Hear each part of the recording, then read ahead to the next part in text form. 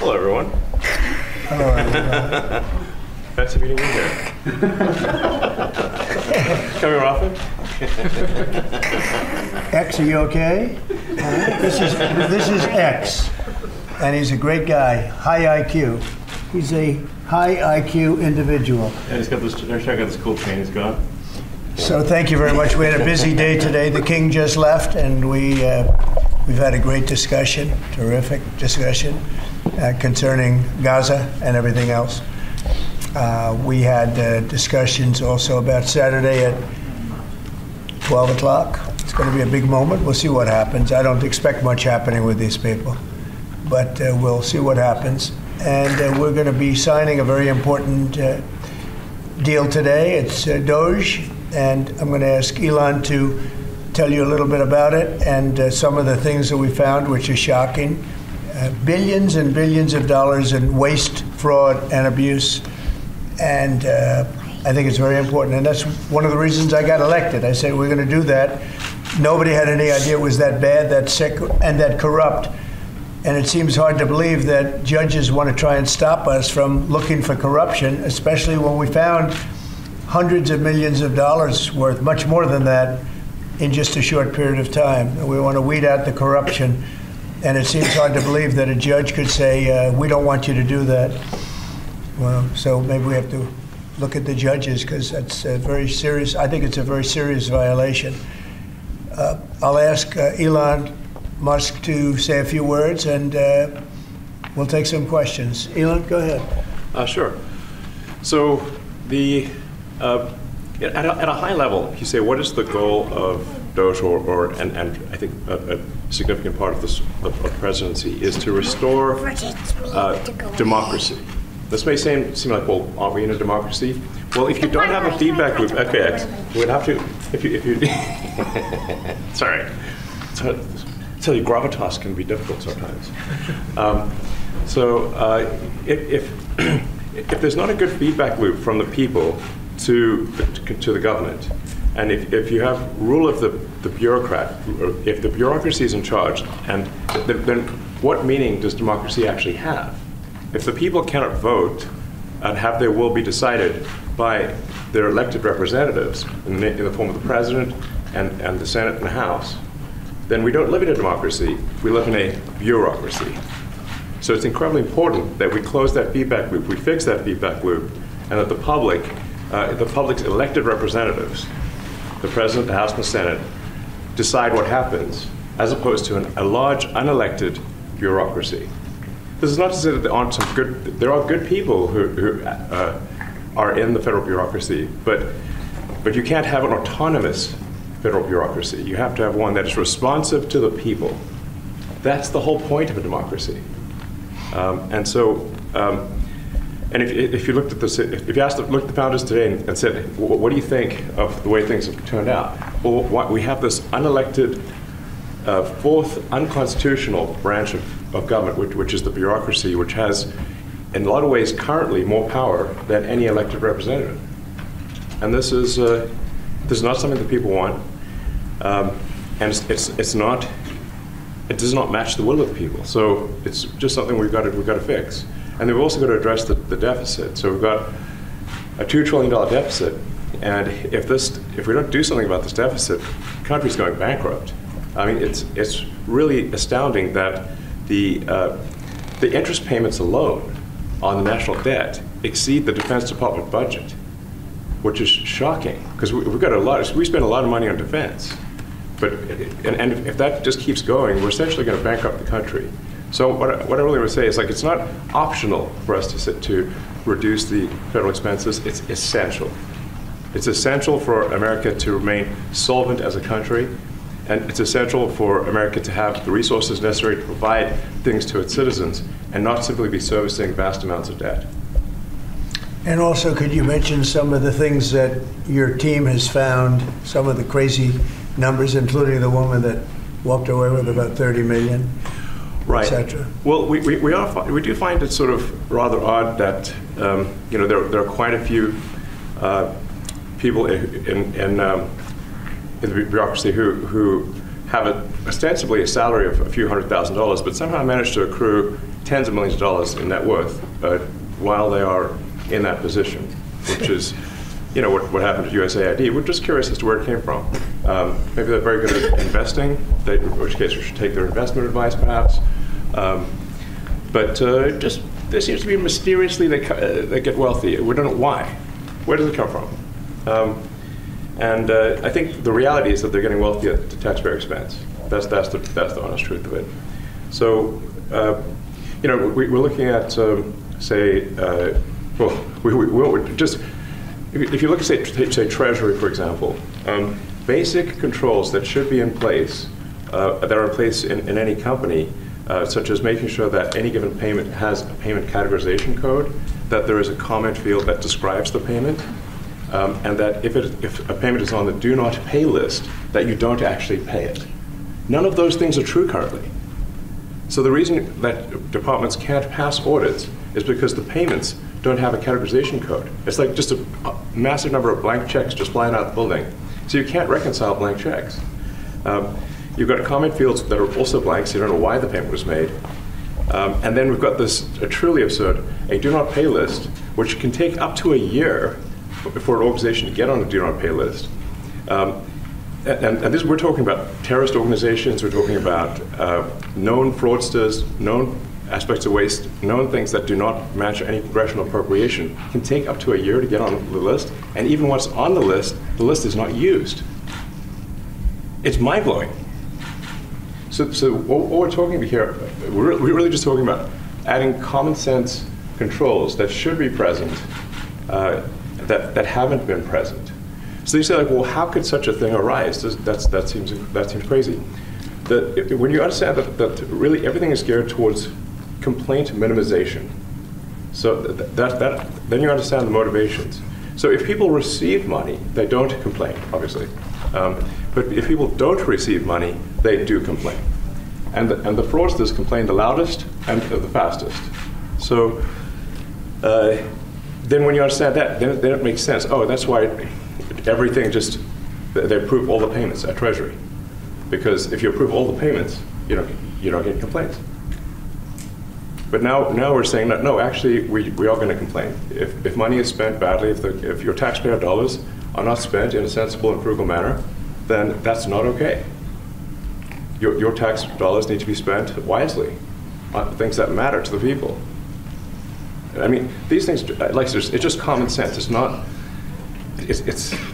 draconian or radical, I think. It's really just saying, let's look at each of the expenditures and say, is this actually in the best interest of the people? And if it is, it's approved. If it's not, we should think about it. So,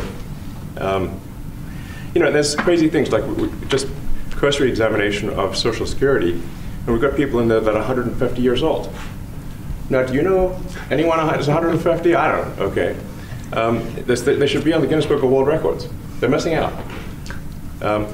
So, that's a case where, like, I think they're probably dead. It's my guess. Or they should be very famous, one of the two. And then there's a whole bunch of Social Security payments where there's no identifying information. Well, like, why is there no identifying information? Obviously, we want to make sure that people who deserve to receive Social Security do receive it, and that they receive it quickly and accurately.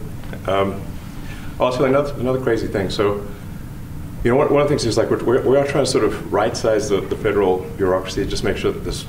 Obviously, there need to be a lot of people working for the federal government, but not as many as currently. So we're saying, well, okay, let's, if people can retire, with full benefits and everything, that would be good. They can retire, get their retirement payments, everything. And then we were told, this is actually, I think, a great anecdote, because we're told the most number of people that could retire possibly in a month is 10,000. We're like, well, why is that? Well, because all the retirement paperwork is manual on paper. It's manually calculated, then written down on a piece of paper. Then it goes down a mine. And like, what do you mean a mine? Like, yeah, there's a limestone mine where we store all the retirement paperwork. And you look at a picture of this mine. We'll post some pictures afterwards. And this mine looks like something out of the 50s because it was started in 1955.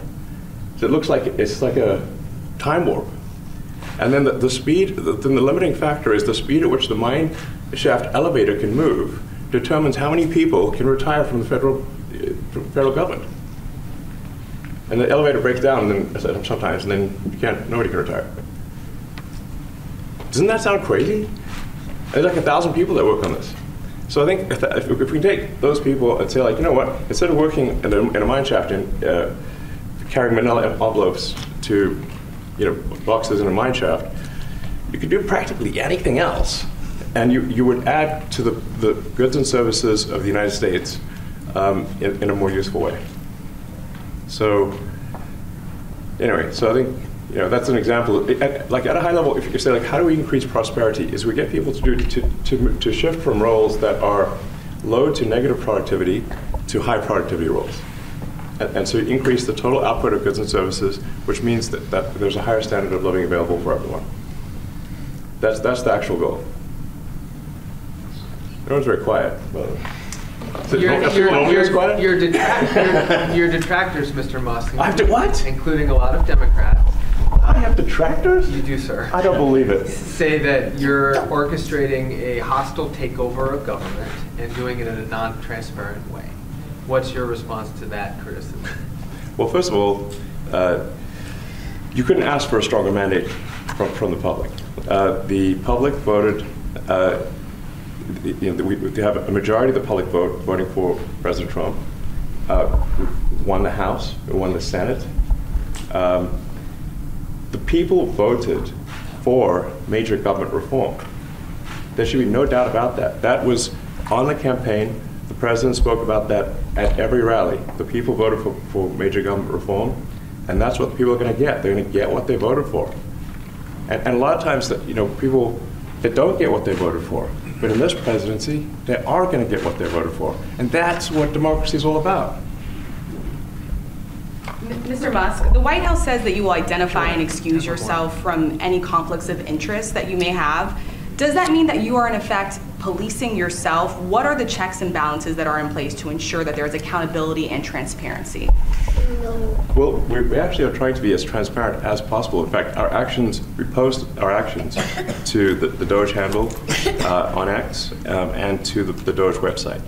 So all of our actions are maximally transparent. In fact, I don't think there's been, I don't know of a case where an organization has been more transparent than the Doge organization.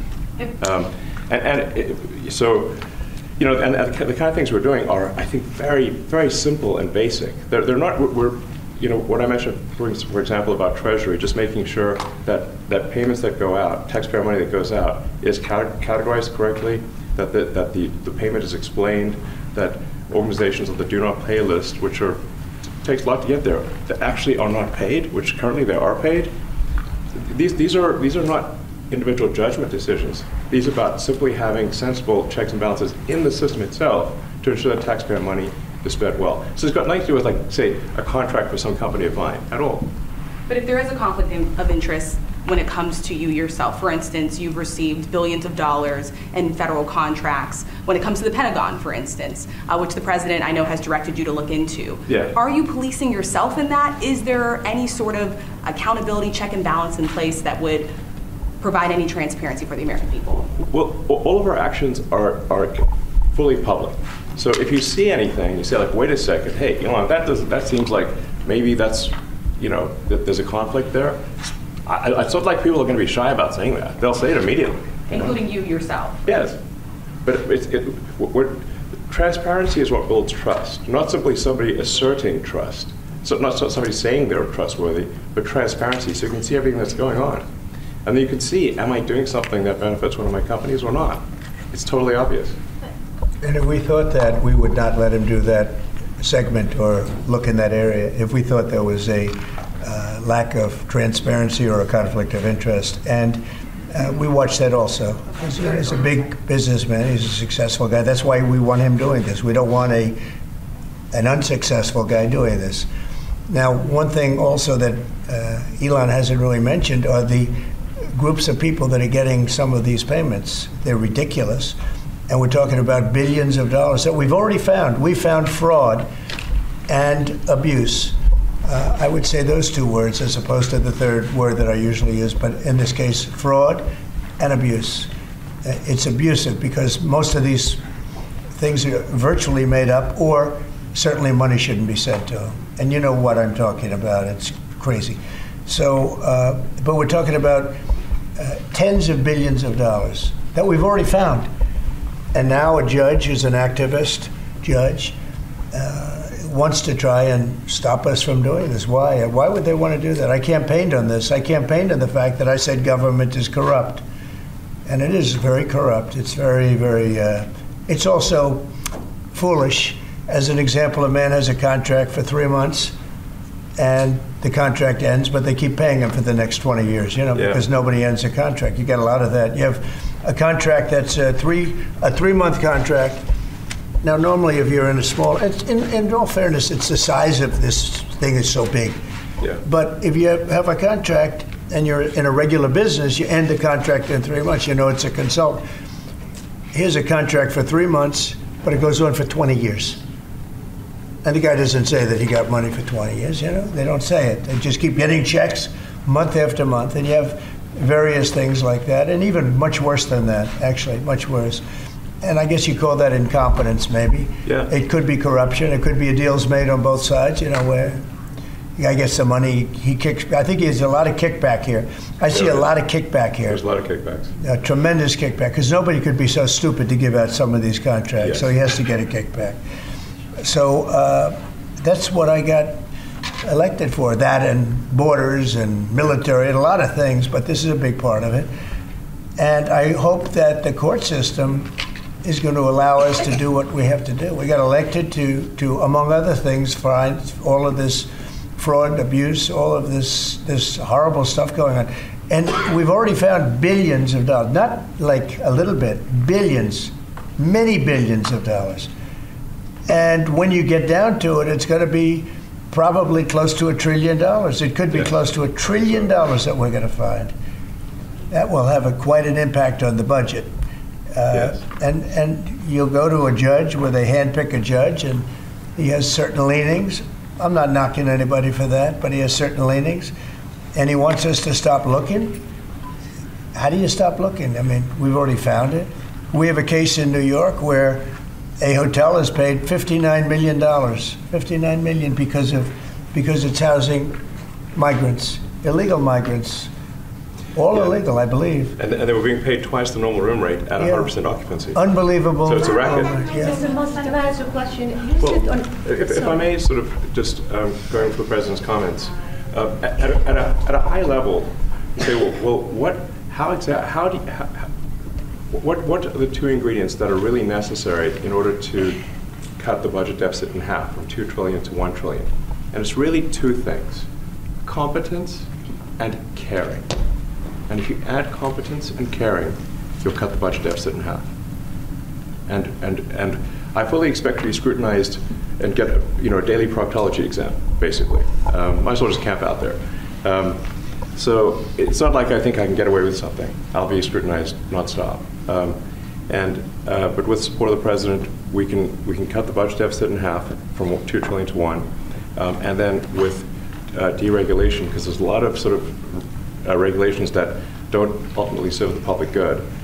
We need to free the builders of America to build, and if we do that, that means I think you get the economic growth to be maybe 3-4%, maybe 5%, and that means if you can get $1 trillion of economic growth and you cut the budget deficit by $1 trillion, between now and next year, there is no inflation. There's no inflation in 26. And if the government is not borrowing as much, it means that interest costs decline. So everyone's the mortgage, their car payment, their credit card bills, anything, their student debt, the monthly payments drop. That's a fantastic scenario for the average American. I mean, imagine they're going down the grocery aisle and the prices from one year to the next are the same, and their mortgage, all their debt payments dropped. How great is that for the average American? We had no idea. We had no idea we were going to find this much, and it's open. It's not like complicated. It's not that complicated. Stuff. It's just like, a lot of work. Yeah. You can't believe it. A lot of work. A lot of smart people involved. Very, very smart people. But you're talking about anywhere, maybe $500 billion. It's crazy the kind of numbers you're talking about. It is really crazy. You know, normally when you're looking at something, you'll find you're looking for 1 out of 100. Here, you're almost reversing it. You look for one that's good. Yeah. And you can look at the title and you say, why are we doing this? Why are we doing that? And the public gets it. You know, the public gets it. You've seen the polls. The public is saying, why are we paying all this money? This for years, this has gone on. Mr. Musk, President Trump, Yeah, go ahead. Wait, go ahead. Senator Rand Paul today said that DOGE cuts will ultimately need a vote in Congress. Do you agree with that? Is that the plan? I really don't know. I know this. We're finding tremendous fraud and tremendous abuse. If I need a vote of Congress to find fraud and abuse, it's fine with me. I think we'll get the vote, although there'll be some people that wouldn't vote. And how could a judge want to hold us back from finding all of this fraud and finding all of this incompetence? Why would that happen? Why would even Congress want to do that? Now, Congress, if we do need a vote, I think we'd get a very easy vote because we have a track record now. We've already found billions of dollars of abuse, incompetence, and corruption. A lot of corruption. If a judge does block one of your policies, part of your agenda, will you abide by that ruling? Will you comply with that order? Well, I always abide by the courts, and then I'll have to appeal it. But then what he's done is he slowed down the momentum. And it gives crooked people more time to cover up the books. You know, if a person's crooked and they get caught, other people see that, and all of a sudden it becomes harder later on. So, yeah, the answer is I always abide by the courts, always abide by them, and will appeal. But appeals take a long time, and I would hope that a judge, if you go into a judge and you show him, here's a corrupt situation, we have a check to be sent, but we found it to be corrupt. Do you want us to send this corrupt check to a person, or do you want us not to give it and give it back to the taxpayer? I would hope a judge would say, don't send it, give it back to the taxpayer. Yeah, if I can add to that, what we're finding is that a bunch of the fraud is not even going to Americans. So I think we can all agree that if there's going to be fraud, it should at least go to Americans.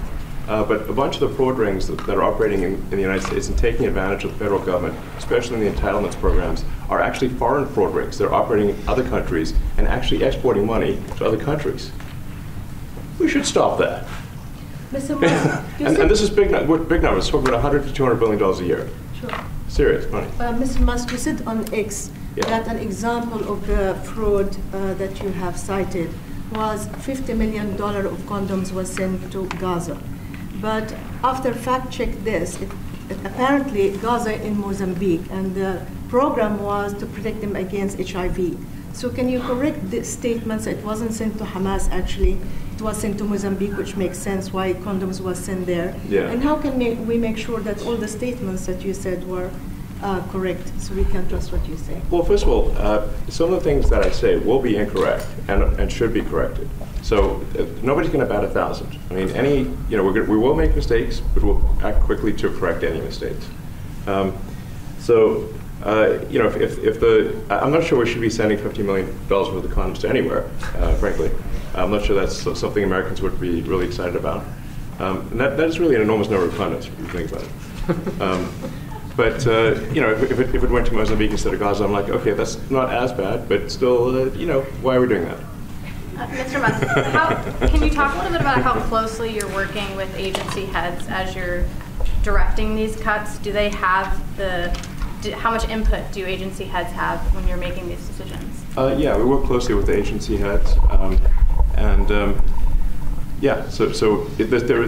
there are sort of checks in place. So it's not just us just going in and doing things willy-nilly. It's in partnership with the agency heads, and I check frequently with the president to make sure that this is what the president wants to have happen. So we talk almost every day, and I double check things to make sure, is this something, Mr. President, you want us to do this? Then we'll do it. USAID has been one of your main targets. Are you concerned at all that some of the cuts or that shutting that agency altogether may lead to diseases or other bigger problems starting in other countries that then come to the United States? Yeah, so that's an interesting example. So that's something where we work closely with the State Department and Secretary Rubio. And we have, for example, turned on funding for Ebola prevention and for HIV prevention. You left that, you said? Yes, correct. And we are moving fast, so we will make mistakes, but we'll also fix the mistakes very quickly. Do you see it as a worthy cause, USAID? I think that there's some worthy things, but overall, if you say what was the bang for the buck, I would say it was not very good.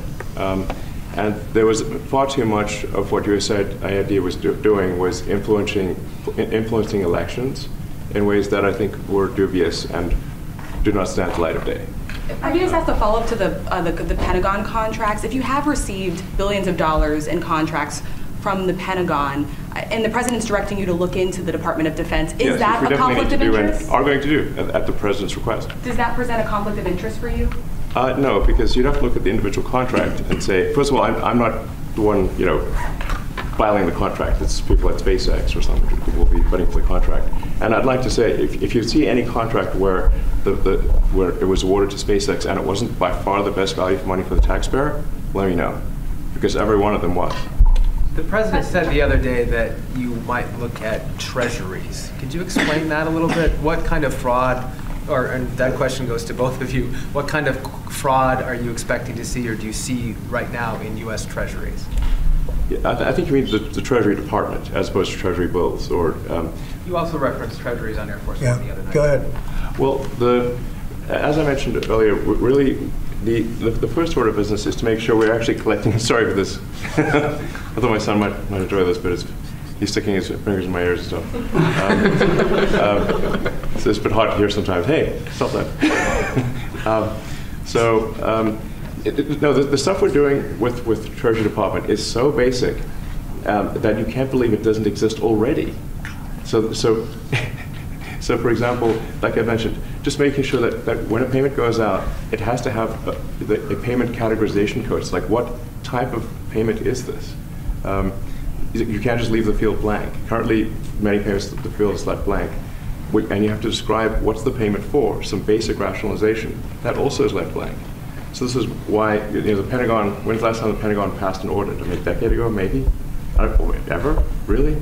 And we want to just, in order to actually pass audits, you have to have financial information that allows you to trace the payments. And once in a while, the Treasury has to pause payments if it thinks the payment is going to a fraudulent organization. If a company or an organization is on a do not pay list, we should not pay it. I'm sure you would agree. Like, if it's quite hard to get on that payment, the do not pay list, it means that this is someone that is like dead people, terrorists, known fraudsters, that kind of thing. We should not pay them. But currently we do, which is crazy. We should stop that. Many transactions. And by the way, hundreds, thousands of transactions like that. We have a big team. And for the sake of the country, I hope that the person that's in charge and the other people that report to me that are in charge are allowed to do the right thing, namely make sure everything's honest, legitimate, and competent. But we're looking at just, when you look at USAID, that's one. We're going to look at the military, we're going to look at education. They're much bigger areas. But the USAID is really corrupt. I'll tell you, it's corrupt. It's incompetent, and it's really corrupt. And I can't imagine a judge saying, well, it may be corrupt, but you don't have the right. You got elected to look over the country and to, as we say, make America great again, but you don't have the right to go and look and see whether or not things are right that they're paying or that things are honest that they're paying. And nobody can even believe this. Other people, law professors, they've been saying, how can you take that person's right away? You're supposed to be running the country, but we're not allowed to look at who they're paying it to and what they're paying. We have massive amounts of fraud that we caught. I think we probably caught way over a lot of billions of dollars already in, 2 weeks? Yes. And it's going to go to numbers that you're not going to believe. And much, as I said, much is incompetence and much is dishonesty. We have to catch it. And the only way we're going to catch it is to look for it. And if a judge is going to say you're not allowed to look for it, that's pretty sad for our country. I don't understand how it could even work. On the buyout program, can you personally guarantee that Which one? The buyout program, the offer to federal workers, Can you personally guarantee that the workers who opt in to resign now will be paid through September? They'll get their money, but they're getting a good deal. They're getting a big buyout. And what we're trying to do is reduce government. We have too many people. We have office space. It's occupied by 4%. Nobody's showing up to work because they were told not to. And then Biden gave them a 5-year pass, some of them, 48,000 of them, gave them a 5-year pass, that for 5 years you don't have to show up to work. And let me tell you, this is largely, much of this stuff is because of Biden. It's his fault. He allowed this country, what he did on our border. What he did on our border is almost not as bad as what he did with all of these contracts that have come out. It's a very sad day when we look at it. I can't even believe it. But many contracts just extend, and they just keep extending, and there was nobody there to correct it. And that cannot be, I can't imagine that could be held up by the court. Any court that would say that the president or his representatives, like Secretary of the Treasury, Secretary of State, whatever, doesn't have the right to go over their books and make sure everything's honest. I mean, how can you have a country? You can't have anything that way. You can't have a business that way. You can't have a country that way. Hey, thank you very much, everybody. Thank you. All right, guys. Coming back tonight. Mark Fogel will be at the White House tonight at about 10 o'clock. If you want to come over, you can say hello to him. Did the U.S. give anything in return? Not much. No, they were very nice. We were treated very nicely by Russia, actually. I hope that's the beginning of a relationship where we can end that war and millions of people can stop being killed. They've lost millions of people. They lost, in terms of soldiers, probably 1.5 million soldiers in a short period of time. We got to stop that war. And I'm interested primarily from the standpoint of death. We're losing all those soldiers. And they're not American soldiers, they're Ukrainian and Russian soldiers. But you're probably talking about 1.5 million. I think we got to bring that one to an end. Okay? Thank you. All right, guys.